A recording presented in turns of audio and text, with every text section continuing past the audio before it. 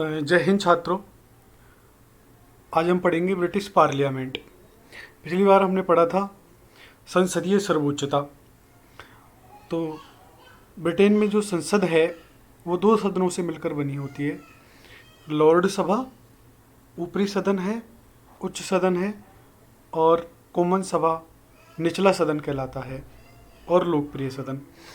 तो British parliament London के Westminster palace में बैठती है। इसके दोनों सदन लॉर्ड सभा और लोक सदन, House of Commons and House of Lords, दोनों इसी पहले महल में संचालित होते हैं। ये इसके उत्तरी किनारे पर थेम्स नदी है। बहुत सुंदर महल है। अब जानते हैं, आइए लॉर्ड सभा के बारे में। लॉर्ड सभा क्या है? लॉर्ड सभा संसार का सबसे अधिक प्राचीन विधान निर्मात्री सभा है। ऐतिहासिक दृष्टि से लगभग 1000 वर्ष से कार्यरत है। ये लोक सदन से भी अधिक प्राचीन है। इसको नॉर्मन एंजीवन काल की महान परिषद की उत्तराधिकारी भी माना जा सकता है। जो हमने मैग्नियम कॉन्सिलियम पढ़ा था उसकी उत्तराधिकारी माना जा सकता है। लॉर्ड सभा की रचना वर्ष 1999 में टोनी ब्लेयर सरकार ने लॉर्ड सभा में एक महत्वपूर्ण सुधार करते हुए वंशानुगत लॉर्डों के प्रावधान को समाप्त कर दिया। इससे पहले बहुत प्रकार के लॉर्ड उसमें होते हैं। लॉर्ड सभा में वंशानुगत लॉर्ड को अब समाप्त कर दिया गया है 1999 के सुधारों के द्वारा। अब किसी भी वंशानुगत लॉर्ड की नियुक्ति नहीं हो सकती, परंतु ये ध्यान देने योग्य है कि लॉर्ड सभा में अभी भी 92 वंशानुगत लॉर्ड हैं। वर्ष 1999 की सुधार के बाद लॉर्ड सभा की संरचना इस प्रकार है। आध्यात्मिक लॉर्ड अब 26 हैं, वंशानुगत लॉर्ड 92 हैं लेकिन अब आगे नहीं होंगे, विधि लॉर्ड 27 हैं, आजीवन लॉर्ड 525 हैं। अतः लॉर्ड सभा की कुल सदस्य संख्या 670 है एवं लॉर्ड सभा का कोरम 3 है। यानी बैठक के लिए आवश्यक संख्या कोरम कहलाती है, वो मात्र 3 है। तो ये है लॉर्ड सभा। लॉर्ड सभा वहाँ एक प्रकार का उत्तराधिकारी सदन भी कहलाता है, यानी इसमें वंश परंपरा से लोग आते हैं, और ये गैर निर्वाचित सदन है। इसमें आध्यात्मिक लॉर्ड, वंशानुगत लॉर्ड, विधि लॉर्ड, आजीवन लॉर्ड, इतने प्रकार के सदस्य इसमें होते हैं। वर्तमान में इसकी सदस्य संख्या 670 है, जो शायद सबसे बड़ा विधान निर्मात्री सदन भी कहलाता है। देखिए, कुछ सुधार हुए हैं, इसमें निरंतर सुधार चल रहे हैं। तो उससे पहले हम ये देख लेते हैं कि लॉर्ड सभा की शक्तियों में कटौती कैसे हुई। ब्रिटेन के संसदीय इतिहास में लॉर्ड सभा पहले वास्तविक रूप में उच्च सदन था, लेकिन वर्तमान में उसकी भूमिका द्वितीयक और कॉमन सभा की भूमिका प्राथमिक हो गई है।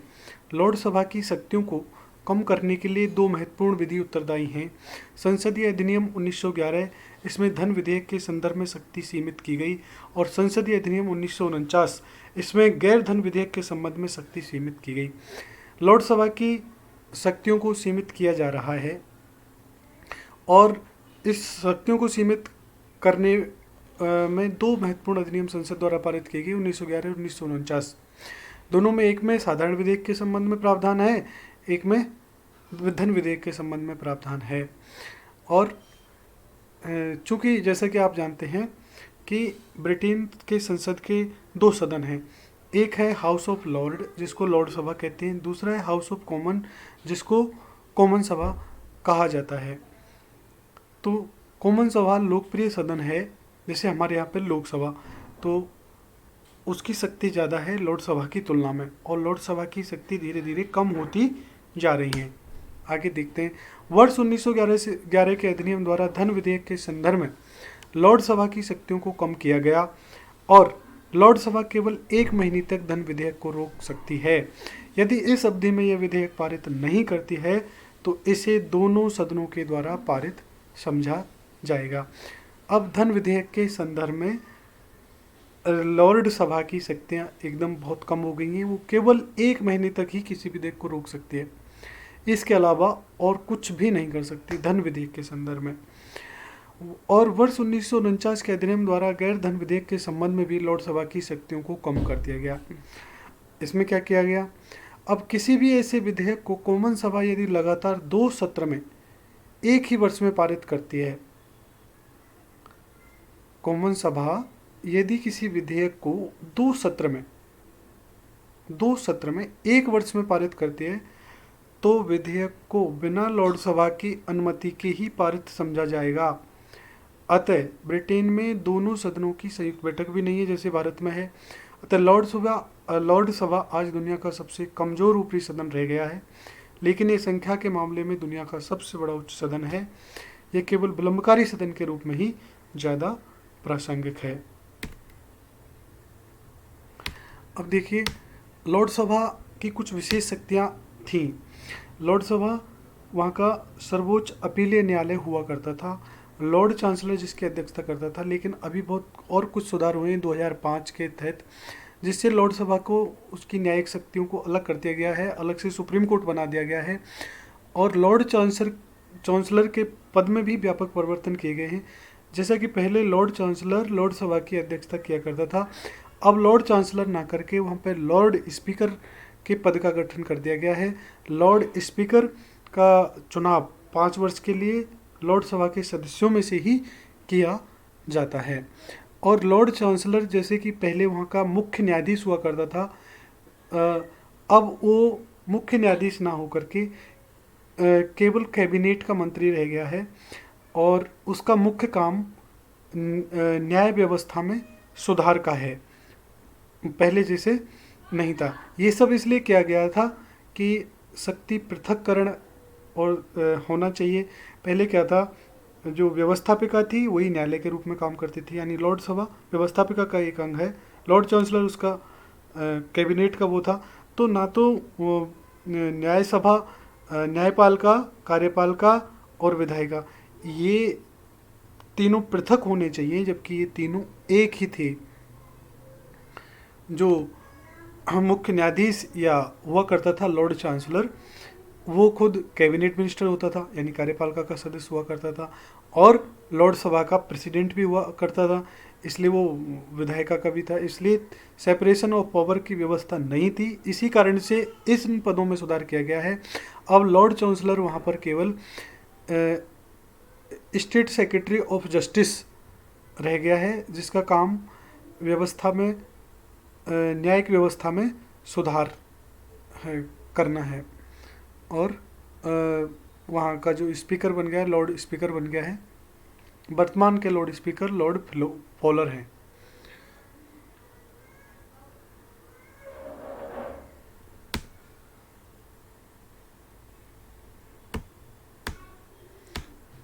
अब एक लॉर्ड सभा में सुधार के कुछ और भी सुझाव दिए जा रहे हैं।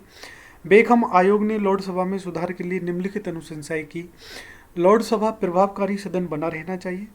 लॉर्ड सभा में 30% महिलाओं का प्रतिनिधित्व होना चाहिए। वर्ष 1963 के अधिनियम द्वारा महिलाओं को प्रवेश दिया गया था।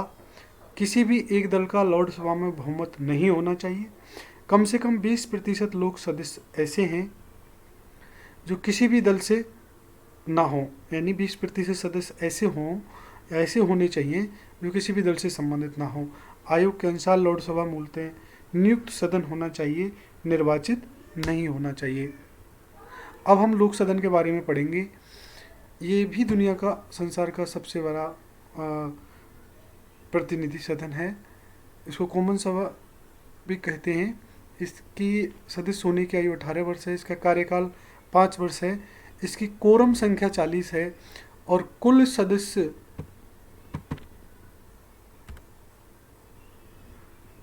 संख्या इसकी 659 है। कॉमन सभा को महारानी संदेश भेज सकती है। ब्रिटेन की संसदीय शासन प्रणाली है, इसलिए संवैधानिक प्रधान महारानी है, जबकि वास्तविक प्रधान प्रधानमंत्री है। आइए लोक सदन के बारे में और विस्तार से जानते हैं।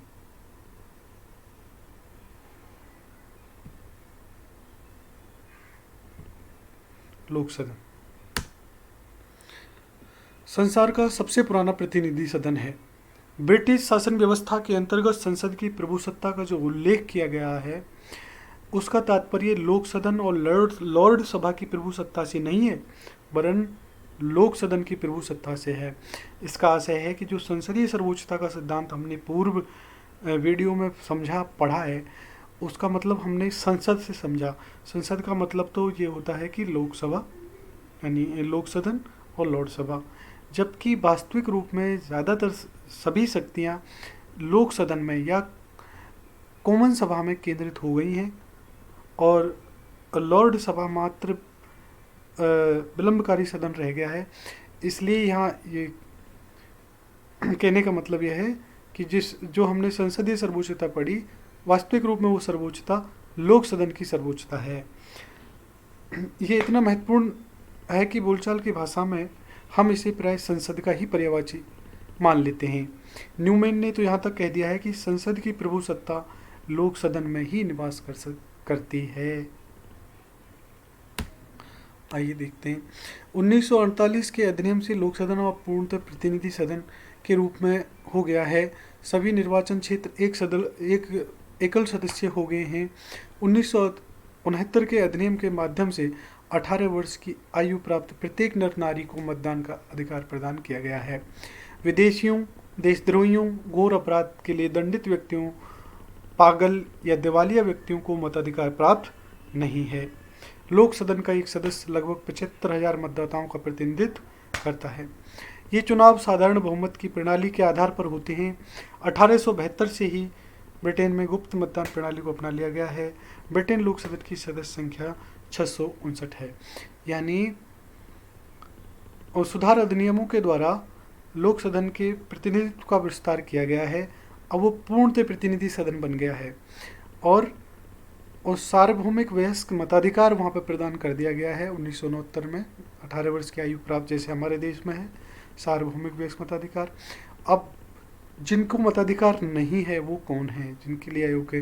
विदेशियों के लिए नहीं है, देशद्रोहियों के लिए नहीं है, जो घोर अपराध के लिए दंडित हैं उन व्यक्तियों को भी मताधिकार नहीं दिया गया है, पागल को नहीं दिया गया है और दिवालिये को भी नहीं दिया गया है। और गुप्त मतदान की प्रणाली अपनाई जाती है। First past the post system यानी साधारण बहुमत की प्रणाली, जिसको ज़्यादा मत मिलेंगे वो जीत जाएगा, जैसे सेम भारत में है वही पद्धति वहाँ पर अपनाई जाती है।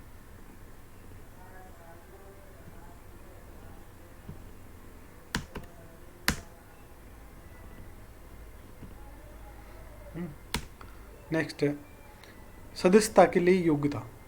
ब्रिटिश राज्य के सभी स्त्री पुरुष चाहे वे साम्राज्य के किसी भी भाग में क्यों ना रहते हों, निम्नलिखित पात्रताओं को पूरी करने पर प्रत्याशी बन सकते हैं। पहला, उसका नाम किसी भी क्षेत्र की मतदाता सूची में हो, उसकी आयु कम से कम 18 वर्ष हो, वह देश के प्रति निष्ठा की शपथ लेने को तैयार हो। और निम्नलिखित व्यक्ति लोक सदन की सदस्यता के योग्य नहीं है। जो लॉर्ड सभा का सदस्य है किंतु अभी हाल ही में एक निर्णय के अनुसार लॉर्ड सभा का सदस्य लॉर्डशिप त्याग करके लोक सदन के लिए चुनाव लड़ सकता है, यानी उसको लॉर्ड सभा से त्याग पत्र देना होगा, फिर उसको चुनाव लड़ सकता है। जो नाबालिग है, जो विदेशी है, जो दंडित है और क्राउन के वेतनभोगी राजकीय सेवा के नियुक्त व्यक्ति, वो भी नहीं लड़ सकते। जो पादरी, नगरों के मेयर, काउंटियों के शेरिफ हों, वो भी नहीं लड़ सकते। सरकारी ठेकों या अन्य प्रकार से सरकार से लाभान्वित यानी जो लाभ के पद पे हों, जो स्कॉटलैंड या ब्रिटेन के पेयर हों, ये व्यक्ति लोक सदन के सदस्य नहीं बन सकते। तो ये स्पष्ट हो गया कौन बन सकता है और कौन नहीं बन सकता। कार्यकाल सामान्यतः 5 वर्ष है, लेकिन संकट काल में इसका कार्यकाल बढ़ाया भी जा सकता है। ये राजा का विशेष अधिकार है कि वह प्रधानमंत्री की प्रार्थना पर अवधि से पूर्व उसे विघटित या भंग भी कर सकता है। सेम लोक सदन का संगठन कैसा है? चुनाव के लगभग 2 सप्ताह में ही नई संसद का अधिवेशन आहूत कर लिया जाता है। जब संसद का प्रथम अधिवेशन बुलाया जाता है तो लॉर्ड सभा का एक संदेशवाहक, जिसे जेंटलमैन असर ऑफ द ब्लैक रॉड कहा जाता है, सब सदस्यों को लॉर्ड सभा में जाने के लिए आह्वान करता है। वहाँ पर लॉर्ड चांसलर लोक सदन के सदस्यों को अपना अध्यक्ष चुनने के लिए कहता है अध्यक्ष के अतिरिक्त सदन में अन्य पदाधिकारी भी चुने जाते हैं। इन अधिकारियों में अर्थोपाई समिति का अध्यक्ष, उपाध्यक्ष प्रमुख होते हैं। संसदीय स्थायी अधिकारियों में सदन का लिपिक, सार्जेंट एट आर्म्स व चैपलेन प्रमुख होते हैं। लोक सदन की गणपूर्ति 40 सदस्यों से होती है। तो ये है जब आम चुनाव होता है उसके जस्ट बाद की प्रक्रिया यहाँ बताई गई है कि सबसे पहले जब अधिवेशन बुलाया जाएगा तो सभी सदस्य लॉर्ड सभा के चैम्बर में जाएंगे, वहाँ से उनको आह्वान किया जाएगा और लॉर्ड चांसलर का उनसे अपने सदस्यों का अध्यक्ष चुनने के लिए कहेगा। अध्यक्ष यानी स्पीकर, और उसके अध्यक्ष के अतिरिक्त अन्य पदाधिकारी भी चुने जाएंगे। तो यहाँ जो लॉर्ड चांसलर है, अब लॉर्ड चांसलर लॉर्ड स्पीकर हो गया है। लॉर्ड चांसलर का पद का महत्व कम हो गया है। या लोक सदन के अधिवेशन व कार्यवाही के नियम। संसद के अधिवेशन वेस्टमिनिस्टर भवन, जैसा आपको चित्र में दिखाई दिया था, बहुत सुंदर महल है, वहाँ होते हैं। दोनों सदन उसी में बैठते हैं, अलग अलग बैठते हैं। कुछ विशेष अवसरों पर दोनों सदनों के संयुक्त अधिवेशन होते हैं। फिर उन संयुक्त अधिवेशनों का महत्व वैसा नहीं है जैसा भारत में। ये संयुक्त अधिवेशन केवल उद्घाटन के समय राजकीय संदेशों, भाषणों आदि को सुनने के लिए मात्र होते हैं। लोक सदन के अधिवेशन सप्ताह में प्रथम 5 दिन होते हैं। वर्ष भर में लोक सदन कम से कम 160 दिन बैठती है। सदस्यों को नियमित वेतन तथा वार्षिक भत्ता प्रदान किया जाता है। उन्हें बिना किराए के रेल यात्रा की सुविधा प्राप्त है। सदस्यों को सदन में भाषण की पूर्ण स्वतंत्रता प्राप्त है। सदन में कही गई किसी बात के लिए उनके विरुद्ध कोई कार्यवाही नहीं हो सकती। सदन का अधिवेशन प्रारंभ होने के 40 दिन पूर्व और 40 दिन बाद तक की अवधि में किसी भी सदस्य को दीवानी मामलों में बंदी नहीं बनाया जा सकता। लोक सदन के सदस्यों का सामूहिक रूप से सम्राट तक पहुंचने का अधिकार, अर्थात वे स्पीकर के माध्यम से अपनी बात सम्राट तक पहुंचा सकते हैं। क्योंकि जब स्पीकर पढ़ेंगे तो हम जान जाएंगे कि स्पीकर के पद की उत्पत्ति भी इसीलिए हुई। स्पीक अर्थात जो सदन राजा के सामने सदस्यों की ओर से बोले, वही स्पीकर बना। तो सदस्यों को अपनी कार्यवाहियों पर नियंत्रण का अधिकार है। यदि सदन चाहे तो अपनी गुप्त कार्यवाही भी चला सकता है। लोक सदन किसी भी सदस्य की अयोग्यता के संबंध में निर्णय दे सकता है। यदि कोई व्यक्ति सभा के विशेषाधिकारों का उल्लंघन करता है तो सदन स्वयं उसे दंडित कर सकता है। तो ये थे लोक सदन के विशेषाधिकार और लोक सदन के सदस्यों के विशेषाधिकार। सदस्यों के विशेषाधिकार कि उनकी भाषण पे पूर्ण स्वतंत्रता, उनके सदन में कही गई किसी बात के लिए उनके विरुद्ध कार्रवाई नहीं हो सकती, और 40 दिन पहले और 40 दिन बाद तक भी किसी मामले में बंदी नहीं, कि सदस्य को दीवानी मामलों में बंदी नहीं बनाया जा सकता। ये उनके विशेषाधिकार हैं। और ऐसे ही विशेषाधिकार सदन को भी है, वो अपनी कार्यवाही गुप्त रख सकता है और अयोग्यता के संबंध में भी निर्णय दे सकता है। अब हम पढ़ेंगे लोक सदन की शक्तियां और कार्य। तो लोक सदन की शक्तियां और कार्य हैं। पहला है लोक सदन के व्यवस्थापन संबंधी अधिकार और कर्तव्य। दूसरा है लोक सदन के वित्तीय अधिकार और कर्तव्य। तीसरा है लोक सदन के कार्यपालिका संबंधी अधिकार और कर्तव्य। और लोक सदन द्वारा जनता की शिकायतों का निवारण। ये लोक सदन के शक्तियाँ और कार्य हैं। पहला है व्यवस्थापन यानी विधायी कार्य, दूसरा है वित्तीय, तीसरा है कार्यपालिका और चौथा है जनता की शिकायतों का निवारण। ये महत्वपूर्ण है, इसको देखते हैं एक एक करके। व्यवस्थापन संबंधी कार्य क्या है? ब्रिटेन में संसद का अर्थ है राजा, लॉर्ड सभा, लोक सदन। जैसे हमारे यहाँ पर संसद का अर्थ है राष्ट्रपति, राज्यसभा, लोकसभा, संसद। ऐसे ही ब्रिटेन में संसद का अर्थ है राजा, लॉर्ड सभा, लोक सदन। किंतु व्यवहारतः इसकी शक्तियों का उपभोग लोक सदन ही करता है, क्योंकि लोकप्रिय प्रभुसत्ता इसी में निहित है।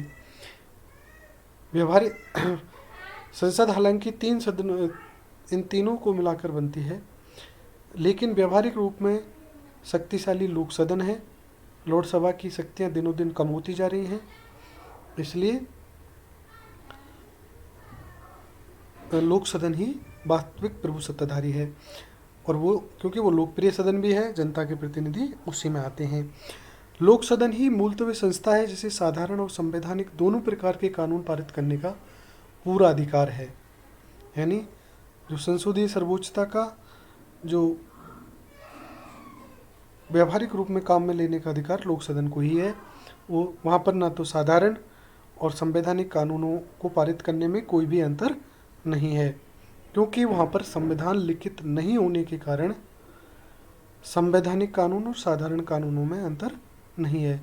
विधि निर्माण के क्षेत्र में अंतिम निर्णय लोक सदन को ही प्राप्त है। क्योंकि लोक सदन के कार्यों पर या संसद के कार्यों पर न्यायपालिका को न्यायिक पुनरावलोकन की शक्ति प्राप्त नहीं है। इसलिए विधि निर्माण के क्षेत्र में अंतिम निर्णय लोक सदन को ही प्राप्त है। लोक सदन प्रत्येक स्थान, वस्तु और व्यक्ति के संबंध में कानून बना सकता है। उसकी शक्ति पर न्यायिक पुनरावलोकन जैसा कोई भी बंधन नहीं है। तो व्यवस्थापन संबंधी कार्य लोक सदन के यही हैं। वो किसी भी प्रकार का कोई भी कानून बना सकता है, साधारण और संवैधानिक कानून बना सकता है, और न्यायपालिका का भी उस पर कोई बंधन नहीं है। यही व्यवस्थापन संबंधी कार्य हैं। वित्तीय क्या है? राष्ट्रीय स्तर पर लोक सदन को एक छत्र एक अधिकार होता है। वित्त विधेयकों की स्थापना लोक सदन में ही हो सकती है। उसको ही बजट पर एक अधिकार प्राप्त है। देखिए, सामान्यतः ये केवल लोकप्रिय सदन को ही होता है वित्त पर एक अधिकार।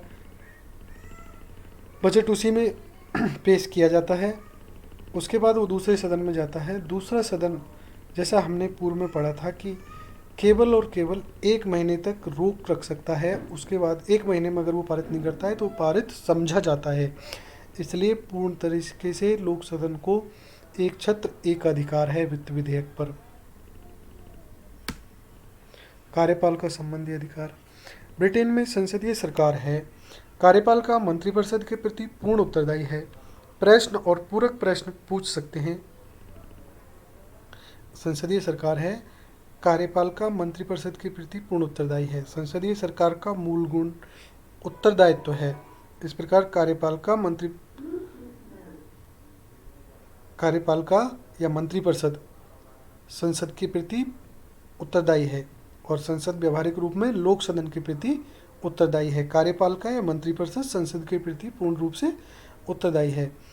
प्रश्न और यानी लोक सदन के सदस्य प्रश्न और पूरक प्रश्न पूछ सकते हैं। लोक सदन कटौती प्रस्ताव, स्थगन प्रस्ताव, अविश्वास प्रस्ताव भी पेश कर सकता है। यानी इस प्रकार से सरकार पर नियंत्रण रख सकता है, कटौती प्रस्ताव के माध्यम से, स्थगन प्रस्ताव के माध्यम से, अविश्वास प्रस्ताव के माध्यम से।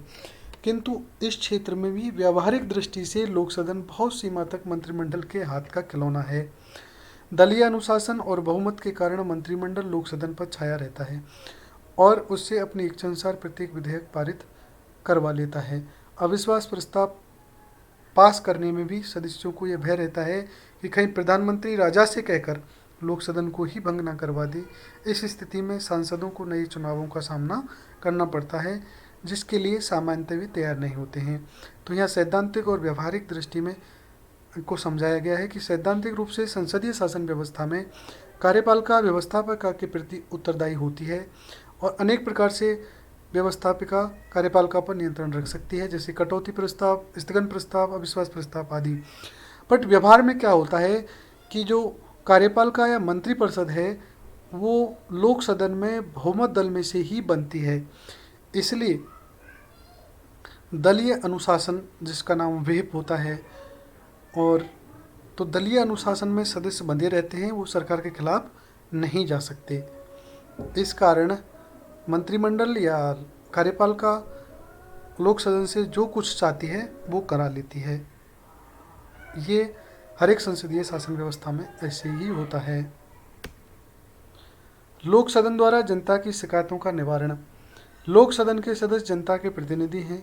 वे जनता की शिकायतों को सदन के माध्यम से सरकार तक पहुंचाते हैं और उनका निवारण करने के लिए उससे बातें करते हैं।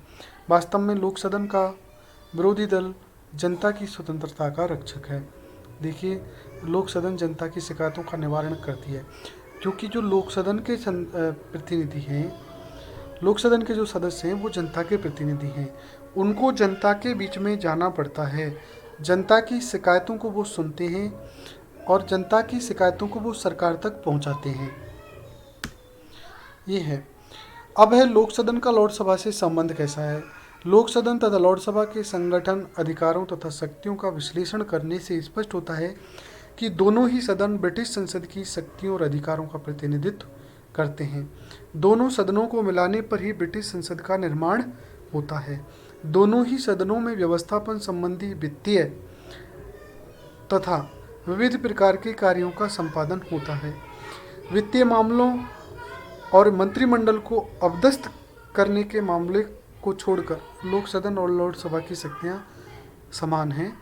लॉर्ड सभा की शक्तियों में कमी की प्रक्रिया ने लोक सदन को शक्तिशाली बनाया है। दोनों ही राष्ट्र निर्माण की प्रक्रिया में अहम भूमिका का निर्वाह करते हैं। तो ये था आज का टॉपिक।